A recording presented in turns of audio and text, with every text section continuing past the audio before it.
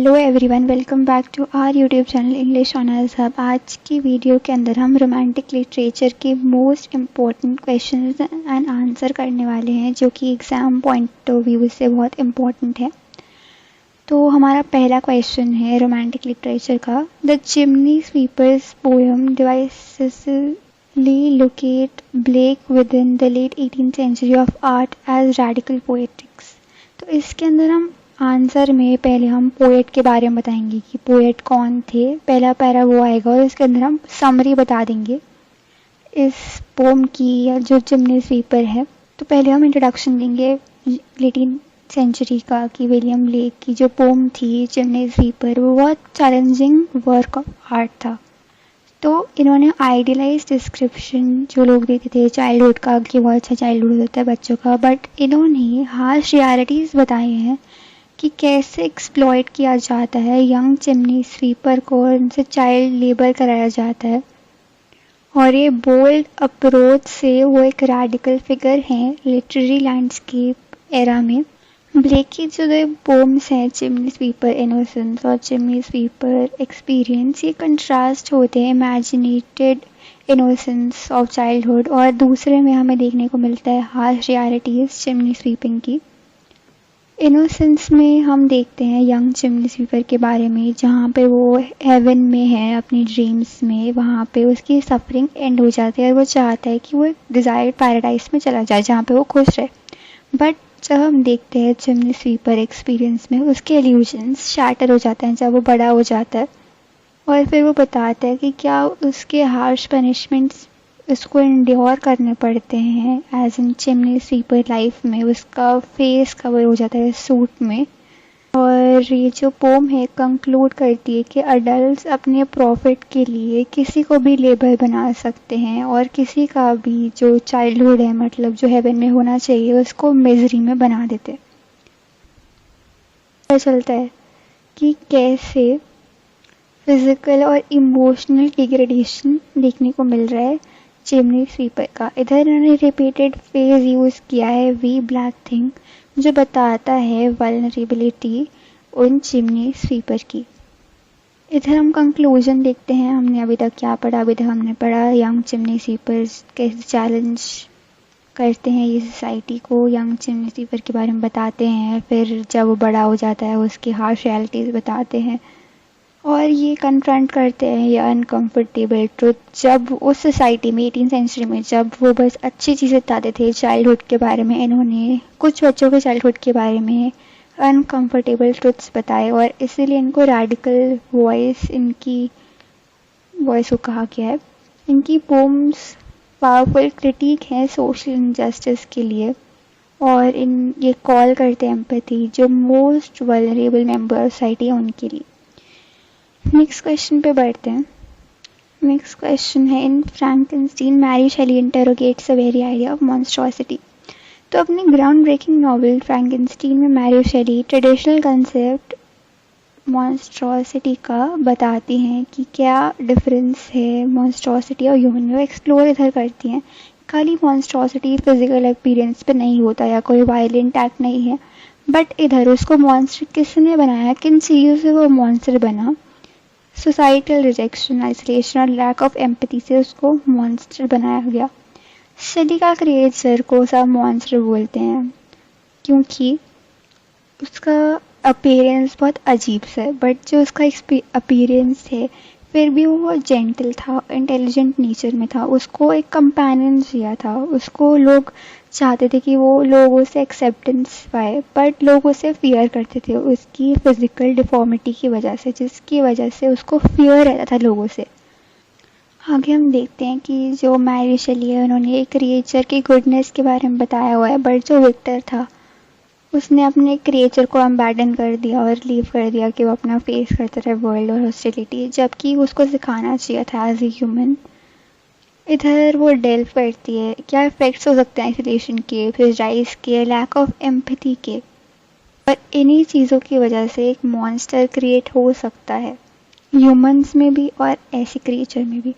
Conclusion में फ्रैंकेनस्टीन जो है मैरी शेली का, ये बहुत कॉम्प्लेक्स एग्जामिनेशन देता है मॉन्स्ट्रोसिटी का, चैलेंज करता है कन्वेंशनल डेफिनेशंस, और एक्सप्लोर करते हैं हम कॉम्प्लेक्स फिजिकल अपीयरेंस का और societal perceptions about monster and individual के एक्शन से क्या हो सकता है।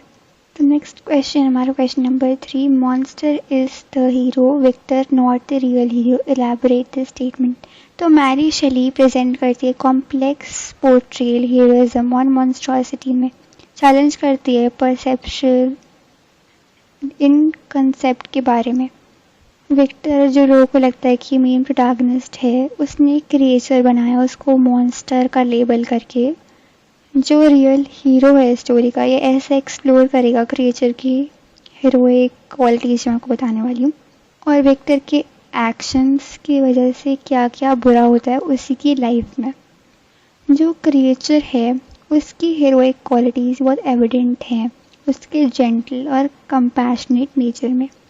उसने रिजेक्शन फेस किया, हॉस्टैलिटी फेस किया अपनी पूरी लाइफ में, बट फिर भी वो चाहता है, डिज़ायर करता है कि वो कनेक्ट करे लोगों से, एक्सपीरियंस करे लव। उसका जो इंट्रैक्शन था डी लेसी की फैमिली से, जहाँ पे वो इनकाउंटर करता है काइंडनेस और एक्सेप्टेंस, पहली बार जब वो बाहर से देख रहा है कि लोगों का इतना अच्छा इंट्रैक्शन है, तो वो भी सेम इंट्रैक्शन चाहता है।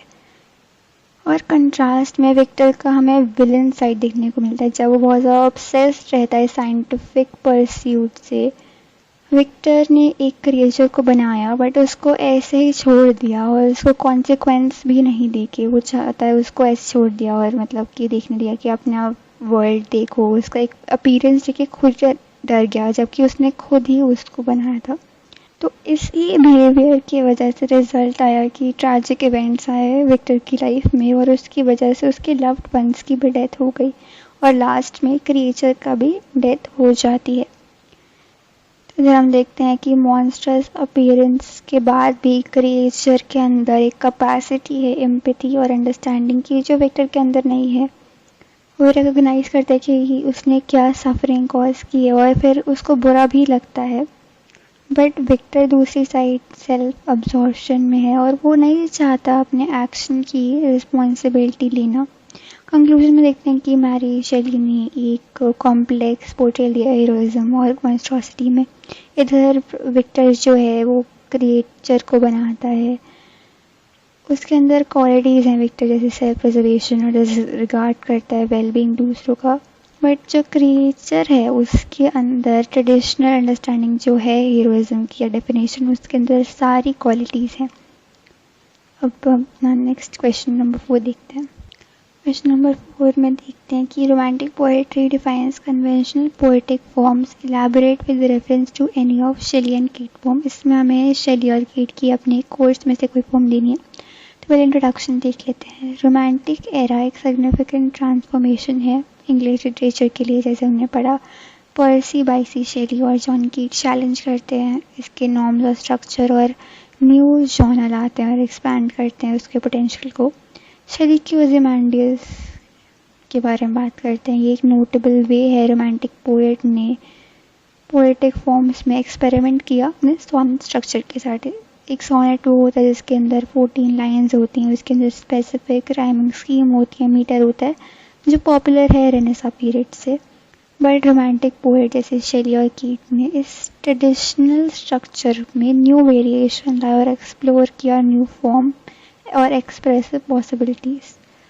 शेली का ओzymandias इसमें से एक एग्जाम्पल है इनोवेटिव सोनेट का, जो दिखाता है क्रिटिक नेचर ऑफ पावर और ह्यूमन एम्बिशन, जो ट्रेडिशनल पेट्रियार्कन और शेक्सपियरियन सोनेट को ब्रेक करता है उसके स्ट्रक्चर्स। सिमिलरली कीट की जो ओडे टू नाइटिंगेल है शोकेस करती है romantic definition of sonnet.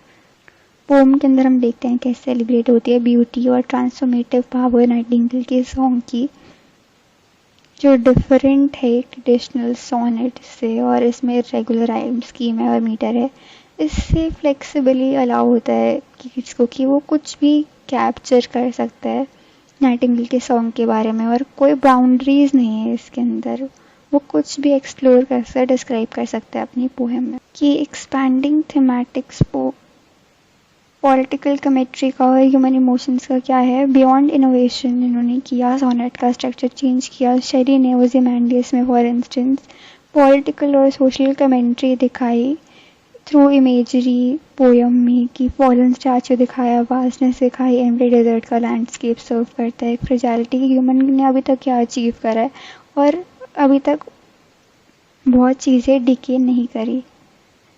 Keats ने ओडी टू नाइटिंगेल में दूसरे हाथ पे एक्सप्लोर करी हैं themes mortality, beauty, transformative power of art. इस पोयम में स्पीकर इमॉर्टल सॉन्ग सुनता है और वो चाहता है ह्यूमन लाइफ से एस्केप करना।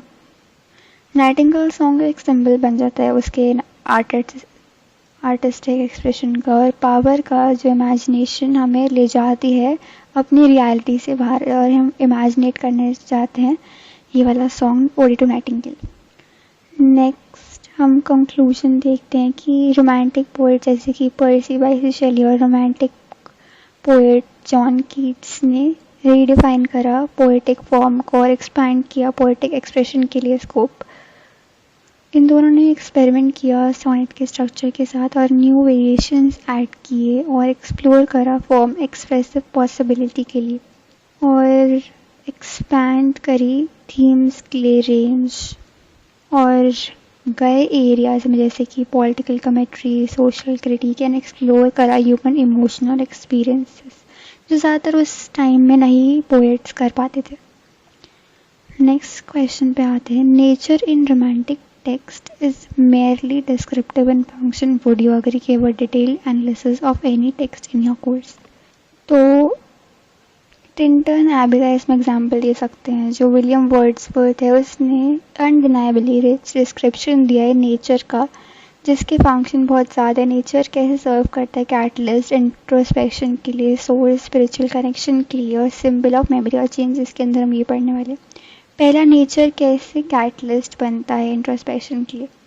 Through out the pome word use करता है अपने ही थॉट्स और इमोशंस और देखता है जो साइट्स और साउंड्स वाई वैली में जो ट्रिगर करते हैं उसके पास, प्रेजेंट और फ्यूचर। वो अपने चाइल्डहुड का देखता है कि कैसे वो वंडर करता था और जॉय करता था नेचर, और अब कैसे वंडर और जॉय करते हैं नेचर को। और ये जर्नी है नेचुरल वर्ल्ड में वो रिफ्लेक्ट करती है उसके इनर स्टेट के बारे में भी कि वो कैसा फील कर रहा है इस टाइम पे।